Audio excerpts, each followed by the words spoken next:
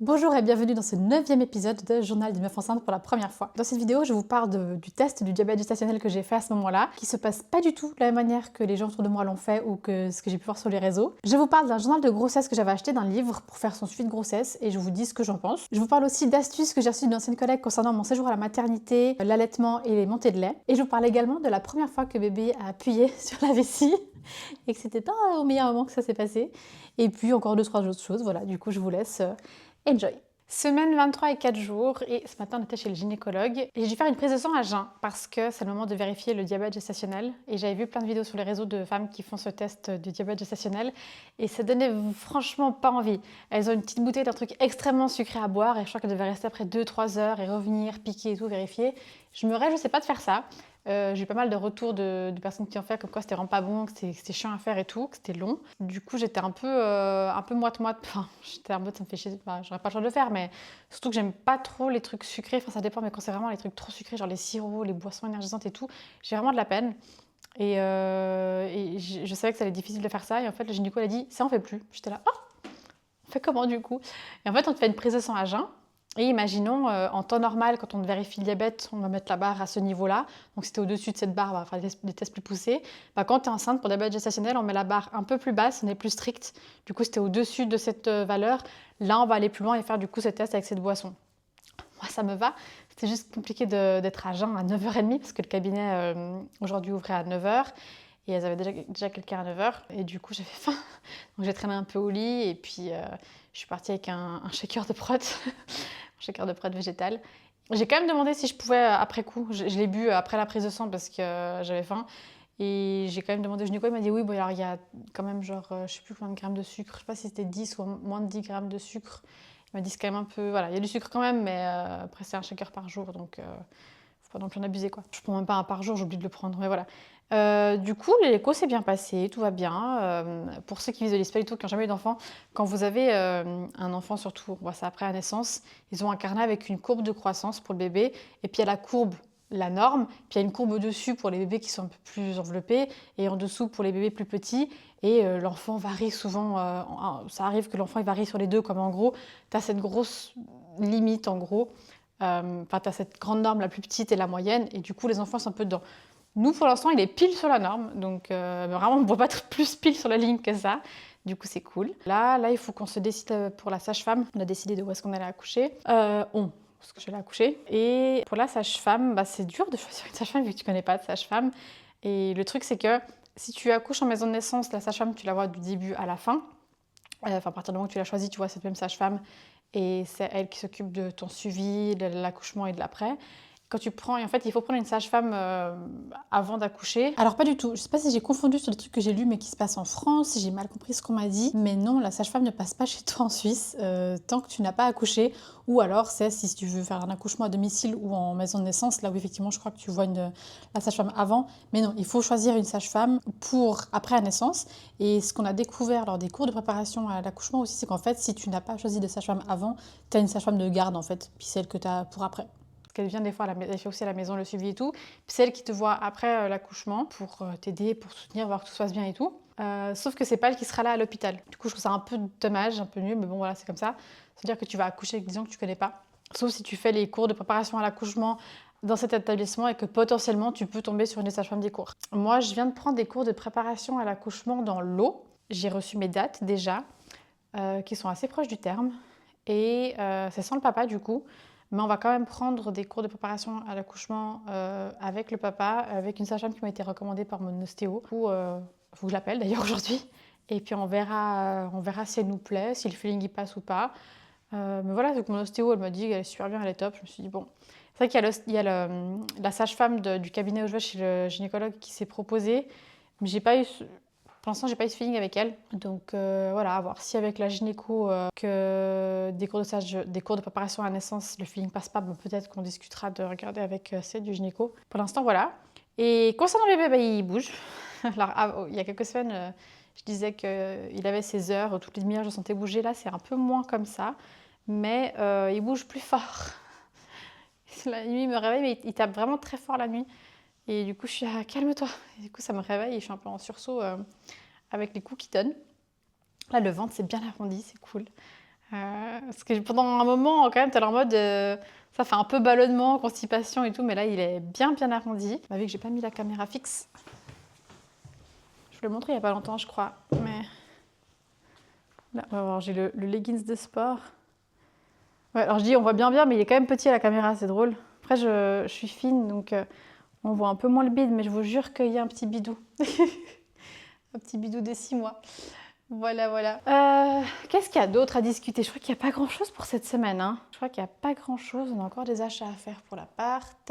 On attend des meubles pour faire du rangement pour vider la petite chambre. Parce que pour l'instant, tout le bordel est là-bas. Il faut acheter des rideaux encore pour cette chambre. Parce que du coup, tout le monde voit à l'intérieur. Parce qu'il y a un truc devant cette fenêtre qui fait que les gens peuvent voir chez nous. Puis que nous, du coup, on voit ces gens. Sinon, je crois qu'il n'y a pas grand-chose à dire. Hein. Ce sera très rapide pour cette semaine-là. Je réfléchis, mais les nausées, il y a toujours un petit peu. Je peux manger, je peux faire à manger, ça c'est cool. Ah oui, voilà, vu que maintenant il bouge un peu plus et qu'il est plus grand, ce week-end on était parti faire un petit tour. On est allé en France et José me dit écoute, dans 1 kilomètre, il y a une station essence, est-ce que tu veux t'y arrêter? Au début, je dis non, j'ai besoin de faire pipi et je me suis dit autant s'y arrêter parce que je sais pas quoi est-ce qu'il y a la prochaine. Et du coup, j'ai dit, écoute, pourquoi pas. Il l'a raté, on était les deux, on pensait à autre chose, les deux, on n'a pas vu la station essence. En France, les stations essence, c'est pas tous les 100 mètres. Ainsi, vu que c'est plus petit, il y a plus de sorties, il y a plus de stations essence plus proches. Et du coup, j'ai dit au José, c'est un peu con parce que là, il commence à me taper sur la vessie, c'était la première fois. J'avais des petits coups de stress de temps en temps, j'étais là, du coup, il était là, ah merde!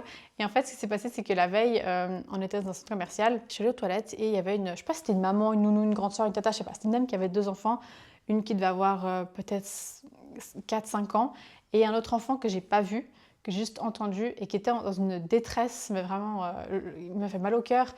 Et je ne sais pas ce qui s'est passé avec cet enfant. Je ne sais pas si cet enfant s'est vomi dessus, s'est fait pipi dessus, s'est fait caca dessus, parce qu'il y avait quand même des fortes odeurs. Mais je ne sais pas d'où ça venait les odeurs. Ça reste des toilettes publiques. Et l'enfant disait je suis désolée vraiment, elle est dans une détresse, mais il m'a fait mal au cœur ce petit.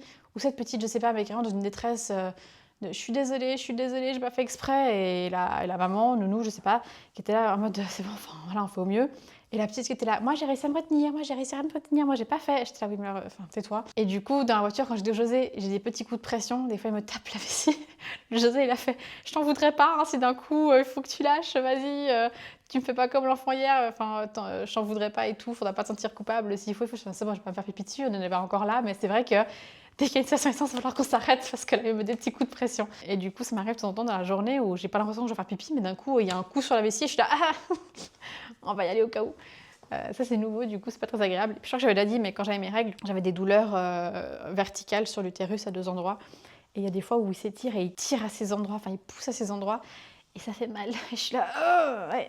Donc, et je sais que c'est aussi dû à l'utérus qui s'ouvre, donc c'est les deux. Et des fois, je suis là, je pense que l'utérus est en train de tirer, ou alors des fois, je sens que c'est lui qui est dessus. Je suis là, ah, c'est pas agréable. Mais à part ça, je crois que ça va. Comme je vois pas grand monde, il n'y a pas de raison que j'ai des crises d'hormones, entre guillemets, où je pète un plomb. C'est vrai que du coup, c'est un peu plus le José qui casque. Mais c'est vrai que j'ai des personnes, dès qu'elles ont su que j'étais enceinte, hyper chou, des gens que j'ai pas forcément contact, qui d'un coup m'écrivent et me disent si t'as besoin de quoi que ce soit, tu me dis. J'ai une ancienne collègue de la COP qui m'a appelée, qui a accouché il y a pas longtemps et qui m'a. Là, elle m'a dit c'est des questions, moi je te donne des astuces, je te dis des trucs. Il y a des choses qu'elle m'a dit que je savais déjà, parce que comme je l'ai dit, moi j'ai déjà dit. J'ai eu des mamans autour de moi très tôt. J'ai une collègue, son premier bébé, une ancienne collègue, je crois qu'elle avait 22 ans, quelque chose comme ça. Et ensuite, suite à ça, petit à petit, t'as des gens autour de toi, des cousins. Comme j'ai des cousins de tous les âges, j'ai souvent eu des bébés autour de moi. Et c'est vrai que les femmes parlent pas forcément de ce qui se passe, très peu. Mais j'ai des collègues, des amis qui enlèvent un peu les filtres. Donc ça fait longtemps que j'entends un peu des choses, tu te renseignes sur Internet. Donc dans ce qu'elle m'a dit, il n'y a pas grand-chose qui m'a choquée. Mais elle m'a appris un truc. Et ça, je pense que je vais vous le dire pour celles qui sont enceintes ou qui sont sur le poste d'allaiter. Qu'apparemment, du coup, c'est pas agréable, l'allaitement les premiers jours, ça fait mal, les tétons sont pas habitués, sont très sensibles, et que sa belle grand-maman lui a dit prends une brosse à dents, et tu te brosses les tétons avec pour les désensibiliser. J'étais là, c'est intéressant. Pour l'instant, je fais ça avec ma lavette le soir quand je me douche, c'est pas agréable. Déjà la lavette, c'est pas agréable alors qu'une brosse à dents. Donc je me dis, je désensibilise déjà avec la lavette lors de la douche, du coup c'était très marrant. Mais sinon, il n'y a pas grand-chose qui m'a choquée dans ce qui se passe là-dessous après, les douleurs que tu peux avoir. Un bon truc qu'elle a dit aussi, c'est que quand tu vas à la maternité, tu prends des PQ de chez toi, des trucs vraiment molletonnés, genre 5 couches vraiment agréables et des lingettes humides, parce que le papier toilette des maternités sont très... c'est les durs, les rêches, les pas agréables. Du coup, ça peut faire mal après. Du coup, je trouve ça intéressant. Ça, je dis, ok, ça c'est une bonne astuce, j'y aurais pas pensé. Je profite pour revenir sur cette histoire de papier toilette à prendre à la maternité. qui est l'exemple parfait pour que quand vous êtes enceinte, si c'est votre premier et que vous avez des personnes qui sont enceintes actuellement autour de vous, prenez pas des gens qui ont été enceintes il y a 30 ans, mais qui ont été enceintes dans les dernières années ou qui le sont, enfin qui ont accouché dans les dernières années ou il n'y a pas longtemps. Vraiment poser des questions à plusieurs personnes et pas à une seule parce que, je répète, chaque grossesse est différente. Et j'ai trouvé hyper intéressant ce retour de papier toilette à prendre du molletonné de chez toi et pas celui de la maternité parce qu'effectivement, dans les hôpitaux, le papier, c'est un seul couche, c'est dur et tout. Parce que j'ai parlé de cette astuce à une personne qui avait accouché il n'y a pas longtemps. Et elle m'a dit, oh, franchement, non, ça sert à rien. Ou d'autres astuces, je crois que je n'ai pas parlé à ce moment-là, mais elle me disait, souvent on vous dit avant d'allaiter de mettre du chaud sur la poitrine et à la fin de mettre du froid. Et elle disait, tu prends une feuille de chou que tu as mis au frigo et tu mets sur le sein après. Et c'est des astuces que plein de personnes vont vous donner. Et cette autre personne à qui je parlais de ces astuces que j'ai reçues, elle m'a dit, oh, franchement, non, pas besoin. Et c'est là que c'est intéressant de voir que c'est pas parce qu'une personne n'en a pas besoin qu'une autre personne n'en a pas besoin. Donc voilà, j'ai 2 personnes qui ont accouché et qui ont 2 expériences très très différentes. Donc moi, je préfère partir avec le plus d'astuces préparées plutôt que de me dire « Oh non, ça me sert à rien » et puis finalement, j'aurais peut-être eu besoin de ça. Donc voilà, entourez-vous bien évidemment de mamans qui ont bien vécu leur grossesse, s'il vous plaît. Ne posez pas de questions à des personnes qui, vous savez qu'au quotidien sont négatives parce qu'elles vont jamais rien vous transmettre de manière positive. Mais je trouvais hyper intéressant que vraiment cette personne m'appelle, elle me donne toutes ses astuces et qu'en parlant à une autre personne, elle me dise « Oh non, moi ça m'a servi à rien » ou « Franchement, t'en auras pas besoin ». Bah on sait pas. Donc voilà, je trouve intéressant de vous les partager. Mais sinon, de reste, pas grand-chose qui m'a... J'ai pas retenu grand-chose parce qu'il n'y avait rien qui m'avait trop étonnée comme ça. J'avais demandé des astuces pour avoir la production de lait. Elle m'a parlé de trucs maltais, genre les Maltesers. Je vais pas me donner une crise de chichi pour faire du monter de lait. Ce sera agréable pour personne. Mais du coup, la bière sans lactose, bien sûr, hein, de la bière sans alcool. Et ben, pas longtemps après cette vidéo, j'ai trouvé une boisson de malt d'orge torréfiée. Voilà, je sais pas si ça fera l'affaire. Mais voilà, j'ai goûté, je vois pas trop la différence entre genre la Rigorée par exemple. Mais voilà, j'ai cette boisson que je pourrais du coup me faire le matin, parce qu'il n'y a pas de café, vu que c'est pas du café. Et on verra si ça marche. Faudrait que je vois s'il y a d'autres trucs que je pourrais faire pour ça. Et voilà, on en est là, on est à 6 mois, donc on commence à avoir des astuces, des trucs. Et puis, volontairement, j'ai pas posté je poste pas au moment où je suis effectivement enceinte, je poste en décalé parce que déjà il y avait le tour d'attente au début où tu sais pas comment ça va se passer. Puis on attendait d'annoncer d'abord aux parents du José pour ensuite l'annoncer sur les réseaux et tout. C'est vrai qu'on annonçait sur les réseaux, on annonçait aux parents et tout. Et du coup, il y a des gens qui ne lisent pas les descriptions des vidéos, déjà, c'est tout le temps. Et du coup, tu postes une vidéo et tu dis, bah là, c'est bon, j'en suis plus là, mais c'était il y a longtemps, avant c'était comme ça. Et les gens ne lisent pas et puis disent, tu verras. Alors, soit ils disent, ce sera pire après, soit ils disent, moi, ça n'a pas bougé. Et il y a plein de personnes qui comprennent pas qu'une grossesse, c'est comment tu dis? Pas unilatéral. Chaque grossesse est différente. Chaque femme vit sa grossesse de manière différente. Il y a autant de grossesses qu'il y a de femmes. Et c'est pas parce que tu as eu mal pendant toute ta grossesse qu'une autre femme aura mal pendant toute sa grossesse. C'est pas parce que tu as vomi toute ta grossesse qu'une autre femme va vomir toute sa grossesse. Et il y a beaucoup de projections. Et une des raisons aussi pourquoi j'ai voulu mettre en décalé, c'était pour éviter sur le moment où je vis les choses, d'avoir ces projections négatives. Du coup, je suis déjà... elles mettent leurs projections, et moi je suis plus dans ce truc. Du coup, je suis là, bah, si tu veux, toi, tu as peut-être eu cette malchance d'avoir mal tout du long. Moi, c'est bon, moi, c'est passé. Et je l'ai mis encore en description, que ce n'était plus le cas. Et j'ai dû dire à des femmes, mais tu sais qu'on est toutes différentes. Chaque grossesse est différente. Maintenant, ils sont là, ah oui, c'est vrai. C'est pas une vérité absolue. C'est parce que tu l'as vécu comme ça que toutes les femmes vont vivre comme ça. Et comme j'ai déjà dit, il y a des femmes qui ont 0 symptômes de toute leur grossesse. Il y en a qui morflent, il y en a qui sont hospitalisées, il y en a qui sont alitées. Voilà, il y a de tout. Il n'y a pas de règles, il n'y a pas de loi. Chacune est différente. Tu peux la commencer super bien et la finir alitée. Tu peux la commencer à vomir toutes tes entrailles et à bien la finir. Tu peux la faire tout du long à vomir toutes tes entrailles. Voilà, c'est très, très personnel. C'est ça le mot que je cherchais. Voilà, donc je disais que j'avais rien à dire. Finalement, on est déjà bientôt un quart d'heure. Mais du coup, ouais, c'est tout, je crois. Je réfléchis encore, mais la sœur de José m'avait conseillé un album, un journal de grossesse, je crois, pour suivre et tout. Et j'arrive pas à faire. En fait, le journal me plaît pas. J'en ai vu plusieurs, on était allé une fois à Cultura, il y en avait plusieurs et j'aimais bien quelques trucs de chaque journal, mais pas un journal en soi. Et du coup, il y a une place pour coller les échos, mais j'arrive tellement pas à me mettre dans ce truc que j'ai pas envie de coller les échos dedans. Et finalement, mon journal de grossesse, c'est ça. ce sera plus visuel pour Futur Bébé si vous voudrez regarder un jour. Et je peux dire plus de choses, parce que là, ils disent, chaque semaine, c'est comment je me sens cette semaine. Moi, je suis pas comment je me sens, c'est ce que j'ai vécu plutôt que j'ai envie de dire comment je l'ai vécu. Il y a très peu de lignes, des fois, il n'y a pas assez, des fois, je suis là. J'oublie à chaque fois d'écrire, du coup, j'écris 1 ou 2 semaines après, je me rappelle de ce que j'ai fait. J'écris quand même.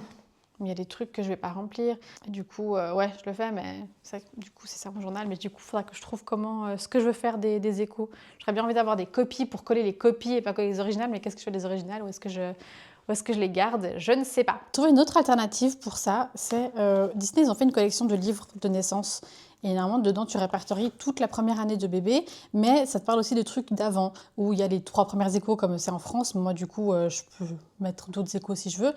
Mais surtout que dedans il y a une enveloppe et ça c'est hyper pratique parce que ça peut te permettre de garder plein de petites choses. J'essaie juste d'ouvrir ça à une main. Il y a une grosse enveloppe à l'entrée et ça c'est trop bien. Et il y a plein de trucs genre pour les photos, pour tous les mois faire la petite photo. Et puis on a trouvé ça cool. Il y en avait plein à choix, plein de couleurs, plein de styles et je trouve cool. Voilà, c'est un Disney, il est tout mignon. Et tu mets à un moment donné ta canne partie pour mettre la photo des grands-parents, les prénoms, les idées que tu avais de prénoms avant. Et je trouve cool qu'il y ait plein de couleurs. Et c'est tout mignon. Enfin, je vous donne un aperçu. Ah, voilà, on parle des prénoms, vous voyez. Il y a 2 pages sur le choix du prénom, l'étymologie, les prénoms préférés, qu'est-ce qu'on a choisi et tout. Je remplirai ça quand bébé sera né, parce que je sais qu'il y a des gens qui viennent chez moi qui sont très curieux et qui touchent un peu à tout. Donc voilà. Et je pense que ça fera très bien l'affaire entre les vidéos que je fais sur YouTube et ce livre. Ça ira très bien. Je ne sais pas. Parce qu'elle m'avait envoyé un lien du journal qu'elle avait elle, sauf que sur Amazon, ils mettent pas d'aperçu de comment c'est dedans. Moi, je vais pas acheter un truc si je sais pas comment c'est dedans. C'est vrai que celui-là, je suis pas du tout convaincue, quoi. Bah, je vous le montre en fait. Attends. Je dis pas que c'est un mauvais journal, pas du tout. Hein, juste que moi, du coup, ça me convient pas. C'est le petit journal de ma grossesse. Voilà.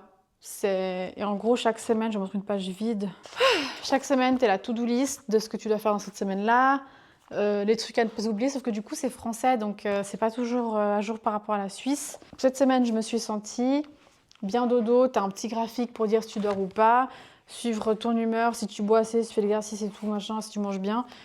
Et en plus, pour moi, ça veut rien dire. C'est quoi? Je dois remplir si j'ai bu mes 2 litres. C'est basé sur quoi? Je remplis comment ça? Je trouve que c'est un peu... c'est pas très bien expliqué. C'est un peu abstrait. Mais après, tu as les petits trucs. Faire part de naissance. Je m'y mets. On est à où là? 29 SA, c'est bientôt. Faire part de naissance, mon budget, mes devis, les sites, le mood board de mes faire part. Je colle ici toutes les bonnes idées que j'ai glanées. J'ai pas d'imprimante, donc du coup, c'est pas le bon plan de faire un truc comme ça. Mes projets durant mon congé maternité, ok. Et en fait, vous avez moins d'échographies en France, parce que nous, du coup, j'en ai une tous les mois. Et là, j'aurai... Mais quoi? À 31 SA, c'est la 3e écho, alors que je suis déjà à 6 du coup. Je suis à 6 échos, plus l'écho morphologique où j'ai eu plein de clichés. Je suis pas à 6, non, parce que je dois être à 4, 5, quelque chose comme ça. Donc c'est très différent. Puis ouais, les trucs qu'ils demandent de faire, vérifier ici, l'inscription, ça joue pas par rapport à la Suisse, donc c'est dommage. Je regrette complètement de l'avoir pris, mais bon, je le remplis quand même, puis on verra si je le remplis mieux, mais...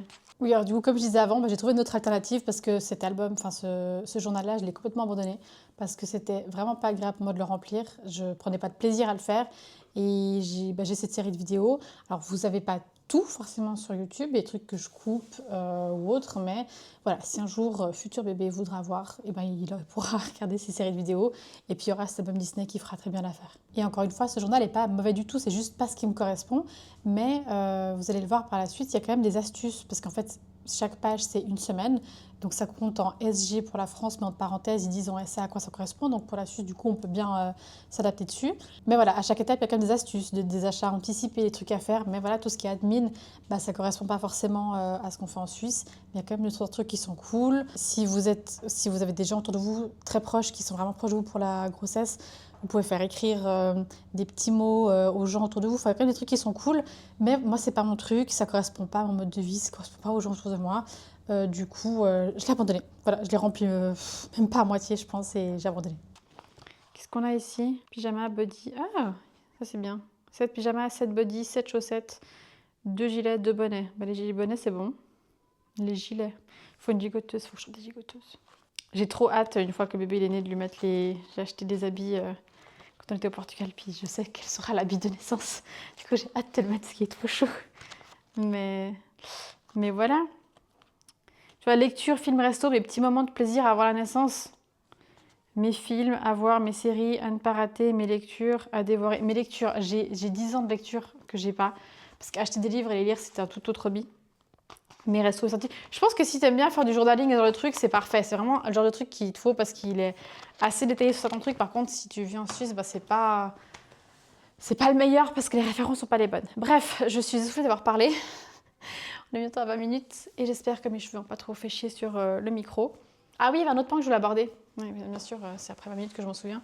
J'ai abordé la question du poids avec le gynéco ce matin parce que je trouve que la question du poids, toujours pendant les grossesses, moi j'ai eu beaucoup de potes qui ont eu beaucoup de pression de la part du gynécologue, de leur gynéco quand elles étaient enceintes, qui les a culpabilisées, qui leur disait qu'elles prenaient beaucoup trop de poids. Et des fois, tu gères pas. Enfin, j'ai pas l'impression de manger spécialement plus qu'avant, de me goinfrer plus qu'avant, mais c'est un fait, j'ai pris du poids, ce qui est normal, mais j'ai pris plus que ce que je pensais.